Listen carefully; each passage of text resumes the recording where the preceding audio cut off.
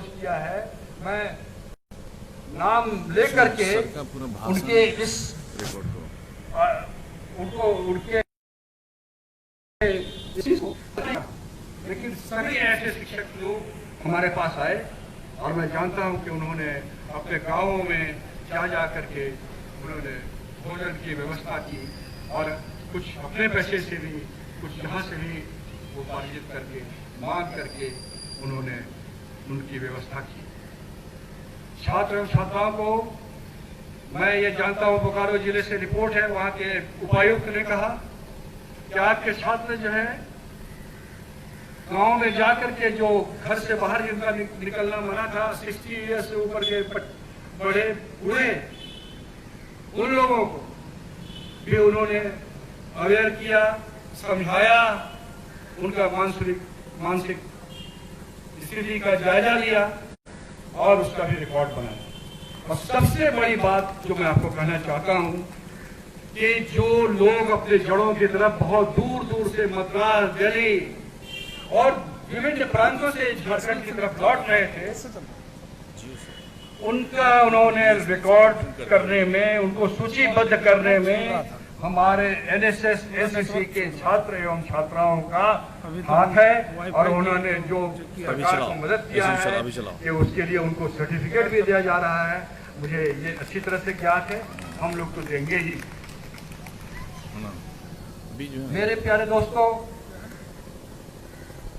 हो सकता है कि लॉकडाउन में कम्युनिकेशन, जो प्रत्यक्ष कम्युनिकेशन का थोड़ा अभाव होगा, लेकिन प्रेम डेफिनेटली घर घर में बढ़ा ही। लोग अपने एक दूसरे हैं, लोगों को ये समझ में आया कि कौन कौन है, कौन उनके काम आ सकता है, कौन नहीं आ सकता है। उनको बहुत सारी चीजें, उनके ज्ञान चक्षु इस दौरान खुले और इस सब से आजादी के लिए मैं इसको कोविड-19 के संक्रमण और उससे उत्पन्न लॉकडाउन को मैं अवसर के रूप में मानता हूं और इसके लिए मैं ईश्वर को धन्यवाद देता हूं कि हम लोगों ने इसका सदुपयोग किया। मेरे प्यारे दोस्तों, आपको बहुत से लोगों को यह नहीं मालूम होगा कि अगले वर्ष से हमारे विश्वविद्यालय में 3 और कॉन्स्टिट्यूएंट कॉलेज जुड़ जाएंगे। उसमें डिग्री महाविद्यालय बन करके तैयार हो चुका है, डिग्री महाविद्यालय कुंडी, डिग्री महाविद्यालय गोमियो, डिग्री महाविद्यालय छड़िया। तो ये 3 महाविद्यालय जब पढ़ेंगे, उसमें शिक्षकों के बारे में हम लोगों ने और पहले ही लिख के दिया कि हमारे यहाँ ऑलरेडी शिक्षक काफी कम है, इस बार शिक्षक और शिक्षक को आप उपलब्ध कराइए, अन्यथा फिर आप क्रेडिट सिर्फ इंफ्रास्ट्रक्चर का नहीं ले सकते। ये हम लोगों ने स्पष्ट शब्दों में कह दिया है और मुझे उम्मीद है कि उसके लिए शिक्षक और शिक्षक कर्मचारी भी मिले। मुझे यह भी विश्वास है कि अगले वर्ष 26 जनवरी 2021 को मैं ये ध्वज अपने विश्वविद्यालय के नए परिसर में लहराऊंगा। चाहे कोई भी परिस्थिति हो, ये काम वहीं पर संपादित होगा 26 जनवरी को, जिससे कि हम लोग ये महसूस कर सके कि उस गौरवशाली विश्वविद्यालय के इतिहास के स्वर्णिम क्षणों में हम लोग सब शामिल थे। जो जितने लोग उपस्थित हैं, सब वहां रहे। आपको याद ही होगा सभी शिक्षकों को इस 7th पे देने में और उसका एरियर्स देने में विनोद बिहारी महतो कोलांचल विश्वविद्यालय अग्रणी रहा है और कॉज को हम लोग प्रायोरिटी पर रखते हैं, क्योंकि उनके बिना पठन पाठन का कार्य हो नहीं सकता, छात्र उससे गेन नहीं कर सकते। शिक्षकेतर कर्मचारी जो असामान्य परिस्थितियों से बहुत दिनों से जूझ रहे हैं, उनका पे फिक्सेशन करके हम लोगों ने बहुत पहले भेजा, लेकिन आज तक उनका पे फिक्सेशन लौट करके नहीं आया। उस पर हम लोग प्रयास कर रहे हैं कि उनका पे फिक्सेशन आ जाए। खैर, ये तो बहुत छोटी बात हुई। मैं आपको ये बताना चाहता हूँ कि राज्यपाल ने वर्ष 2015 में ही शिक्षकेतर कर्मचारियों के लिए एक नियुक्ति का परिनियम साइन किया था, और अफसोस की बात है कि वो किसी विश्वविद्यालय में सर्कुलेटेड नहीं था।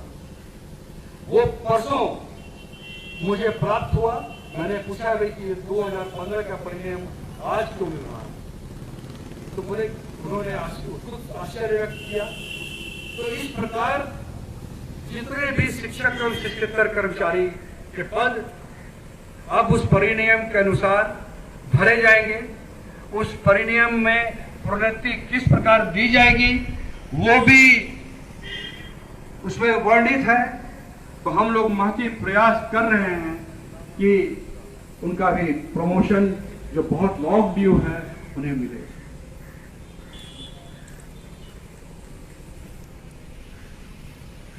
लॉकडाउन के दौरान हम लोगों ने ये भी देखा कि पर्यावरण साथ हम लोगों ने कितना असंतुलित कर दिया था। हम लोगों ने ये देखा कि सिर्फ 2 ही 3 महीने के अंदर जो ओजोन होल था उसको प्रकृति ने रिपेयर किया। हम लोगों ने ये महसूस किया कि इस शांत वातावरण में मुझे तालाब में बत्तखों की आवाज सुनाई पड़ने लगी, चिड़ियों की चहचहाट ज्यादा सुनी गई। मुझे याद है कि कुछ दिन पहले जब किसी को मैं पहुंचाने लॉकडाउन में दिल्ली जा रहा था, तो इवन रात को भी स्टेशन के प्लेटफॉर्म पर चिड़ियों की चहचहाट थी। तो ये एक बहुत ही अच्छी बात है, लेकिन इसको हम लोगों को बनाए रखना है। और इस समस्या से निकलने के बाद हम लोग ईश्वर से प्रार्थना करेंगे कि हमारे राजनेता लोगों को इतनी सुबुद्धि हो कि समर वेकेशन और पूजा वेकेशन डिक्लेयर करने के बदले वो लॉकडाउन ही डिक्लेयर करें, जिससे कि हम लोग पर्यावरण को रिपेयर कर सके, उसमें मदद कर सके, और सरकार सभी छात्र छात्राओं को कम से कम ग्रीष्म ऋतु में उनका उपयोग कर सके। ये उसी लॉकडाउन का प्रभाव है कि इस बार आप लोगों ने धनबाद में आपने सबकी दोपहरी ले ली थी। ये उसी लॉकडाउन का प्रभाव है कि आपने रात में कभी लू को उतना महसूस नहीं किया। आप देखे होंगे कि हर एक समय in spite of all your inconveniences आप लोग कंफर्टेबल रहे। और इसलिए अब हम लोग को पर्यावरण के प्रति सिर्फ शो करने के लिए नहीं, दिखलाने के लिए नहीं, बल्कि अंतरात्मा से पर्यावरण को के सुधार के लिए भी हम लोगों को लगना है। इसके लिए मैं आप लोगों से अनुरोध करता हूं। दोस्तों, इसी दौरान हमारी नई शिक्षा नीति भी आई। नई शिक्षा नीति में बहुत सारी बातें हैं। मैं पिछले ही बार 15 अगस्त के दिन पूरी बातें नई शिक्षा नीति के संबंध में पहले कह चुका, और हूबहू वो ड्राफ्ट था, वो फाइनल हुआ। लेकिन नई शिक्षा नीति के बारे में जो इम्पोर्टेंट जो बातें हैं वो तो कहना ही पड़ेगा। सबसे बड़ी बात तो ये हुई कि पहली बार भारतवर्ष ने मैं कॉलेज शिक्षा नीति को त्यागा, जो मातृभाषा पर एम्फसाइज किया। मैं ये सोच रहा था कि मेरा खुद का अनुभव है, बाहर जाने का अनुभव है।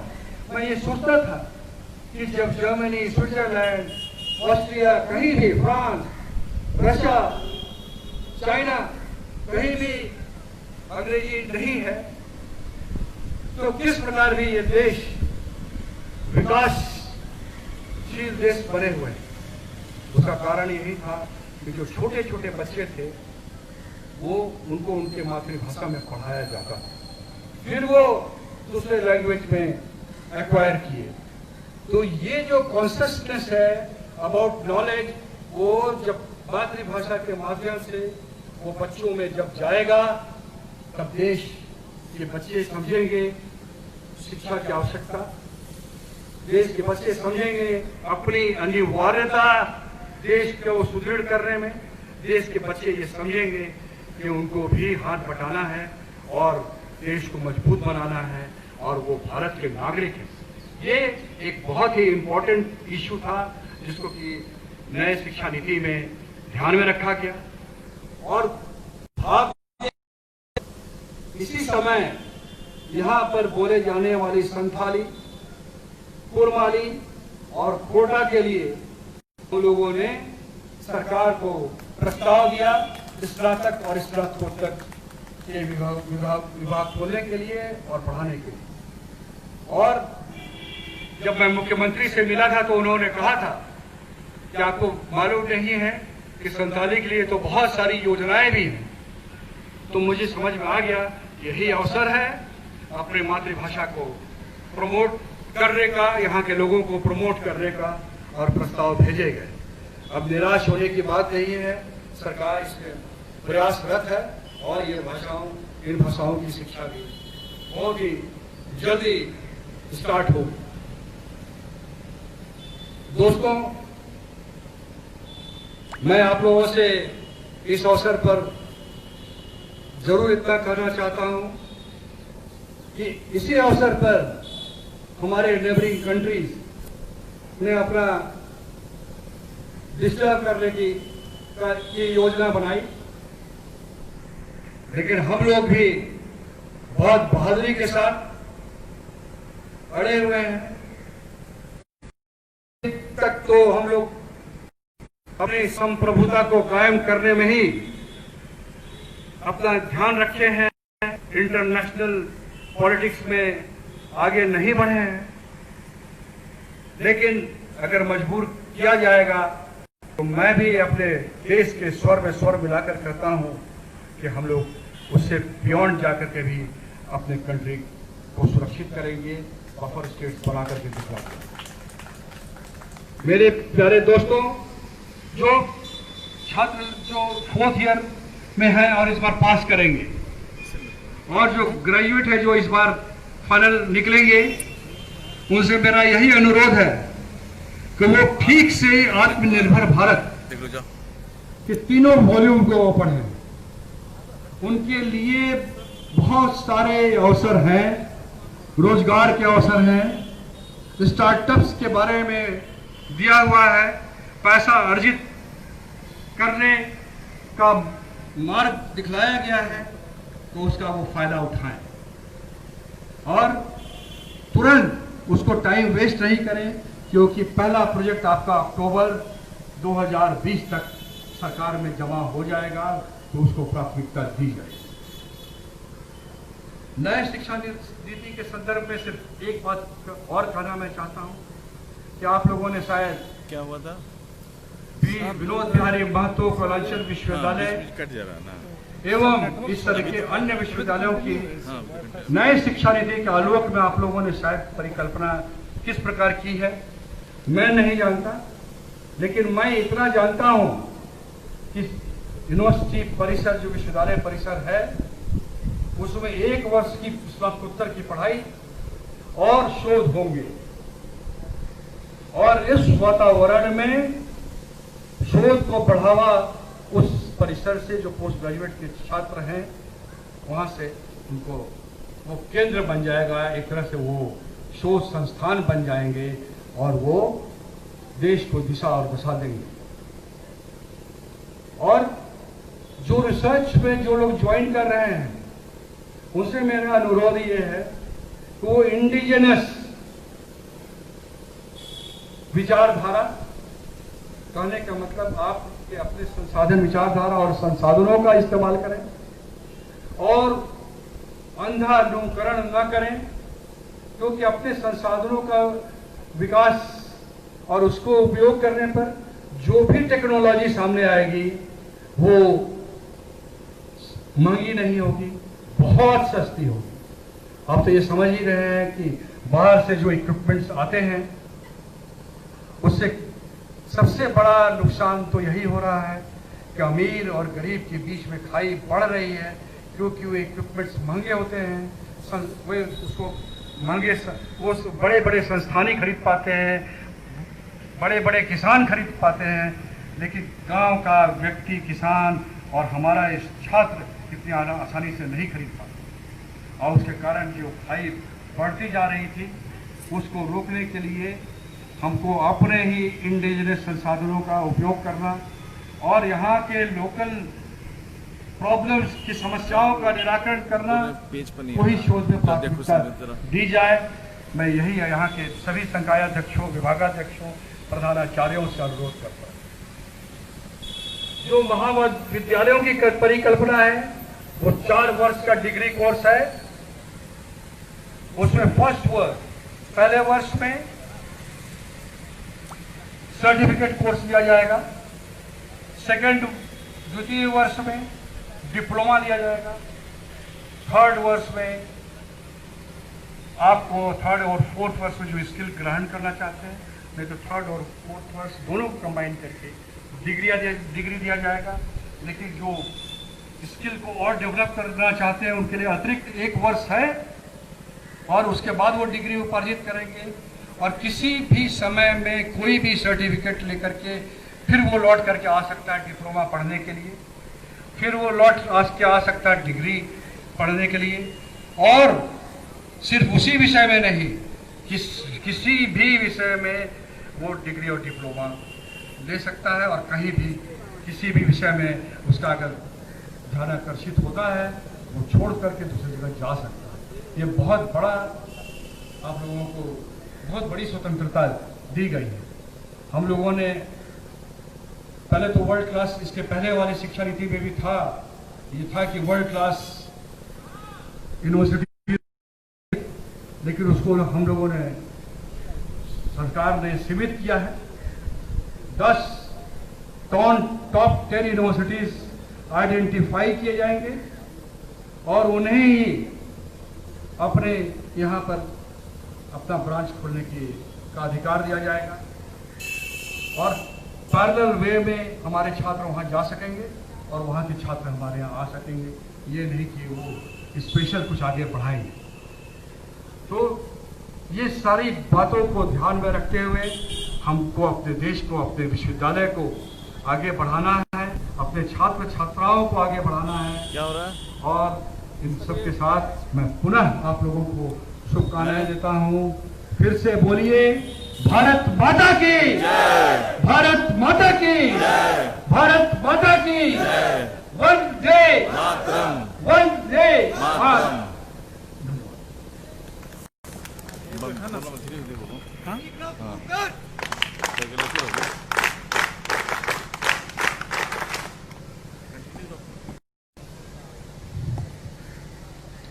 आप सुन रहे थे विश्वविद्यालय के विद्वान कुलपति डॉक्टर प्रोफेसर रंजनी कुमार श्रीवास्तव जी को। बड़े विस्तार से उन्होंने न केवल देश और दुनिया की वर्तमान स्थिति पर चर्चा की, बल्कि विश्वविद्यालय के नित्य प्रतिदिन बढ़ते हुए कदम भी उन्होंने गिनाए और कुछ भविष्य की योजनाएं भी उन्होंने बताई, कुछ होमवर्क भी हमें दिया। 2 तरह के लोग होते हैं। एक तरह के लोगों को आधा गिलास खाली दिखाई देता है, दूसरे तरह के लोगों को आधा गिलास भरा हुआ दिखाई देता है। तीसरे तरह के लोग भी होते हैं जिनको पूरा गिलास भी भरा हुआ दिखाई पड़ता है हवा से। एक तरह के लोगों को यह लगता है कि गुलाब तो ठीक, दूसरे तरह के लोगों को लगता है कि कांटे हैं तो क्या, देखो ना कितने सुंदर फूल खिले। जिस महामारी दुनिया को परेशान कर सका है, कर रखा है। सर के माननीय कुलपति जी ने व्हाट्सएप से कॉपी करेंगे लिंक। किस तरह से उसके सकारात्मक पहलुओं को हमारे सामने रखा, और यही तो जीवन का दर्शन है। बादल छाते हैं, सूरज ढक जाता है। देखिए सूरज नहीं दिखाई पड़ रहा है, लेकिन बादल छटेंगे, सूरज निकलेगा। मैं अगर कुलपति महोदय के संबोधन का सार आपके सामने रखना चाहूं तो यही है, ये बदरियां हैं, ये छटेंगी और फिर से सूरज जाज्वल्यमान होकर हमारे सामने प्रकाशित होगा। एक संचालक क्या इतना सामर्थ्य नहीं होता है कि जो महान लोग जो भाषण देते हैं, जो उनका वक्तव्य होता है, उसमें बहुत सारे भाव संगुफित होते हैं, और संचालक की एक सीमा होती है, समय की भी एक सीमा होती है। तो गौरवशाली और आपके सपनों के अनुसार अनुकूल बनाने की पूरी कोशिश करेंगे। बहुत बहुत धन्यवाद सर, आपके इस विद्वतापूर्ण संबोधन ने न केवल हमें बल्कि पूरे प्रदेश के जो भी अभी लाइव सेशन से जुड़े होंगे उन्हें कुछ न कुछ दिया है, और जीवन को देखने की एक सकारात्मक दृष्टि दी है, एक नया दृष्टिकोण दिया है। यह बहुत सराहनीय, बहुत बहुत धन्यवाद। अब हम चलते हैं अगले कदम की ओर। तो पुष्पांजलि अर्पित की गई।